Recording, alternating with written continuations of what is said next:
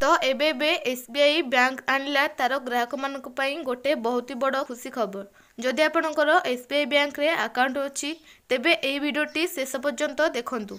वीडियोटी पसंद आसिले वीडियो को लाइक करी आम चैनल को सब्सक्राइब करिवे एवं पाखरे थिबा बेल आइकन को प्रेस करी रखिबे।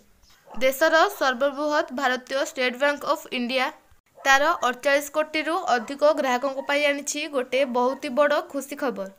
2024 मास नवा वर्ष आरंभ होगा पाई आ मात्र 4 दिन रहितबा बेले एसबीआई तार ग्राहक मानक पई गोटे बहुत ही बड़ खबर घोषणा करिछि। एही खबर सुनबे परे ग्राहक माने निहाती भाबे खुशी रे झुमी उठिबे।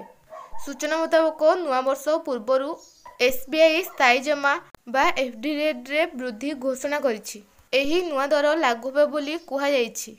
2 कोटी रु कम एफडी उपरे एही दर लागू हेबो। 1 वर्ष रु 2 वर्ष पर्यंत, 2 वर्ष रु 3 वर्ष पर्यंत, 5 वर्ष रु 10 वर्ष पर्यंत अवधि छाड़ी अन्य समस्त पाई एफडी रेट वृद्धि करा जाइछि। 7 दिन रु 45 दिनिया एफडी उपरे बैंक 50 बेसिस पॉइंट रेट वृद्धि करिछि।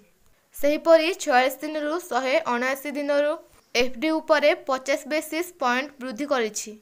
80 रु 210 दिनिया एफडी उपरे 50 बेसिस पॉइंट वृद्धि करिछि। 211 रु 1 वर्षिया एफडी उपरे ग्राहकों को 6% एवं 3 वर्ष रु 5 वर्ष भितरे ग्राहकों को 6.75% सुध मिली पारिबो। सेहीपरि 5 वर्ष रु 10 वर्षिया एफडी उपरे 6.50% सुध मिली पारिबो। तेबे वरिष्ठ नागरिक माने एही जमा उपरे अतिरिक्त 0.50% सुध मध्य पाई पारिबे। विशेष सुधहार वृद्धि परे एसबीआई 7 दिन रु 10 दिन भितरे जमा उपरे 4 रु 7.5% पर्यंत प्रदान करिबो।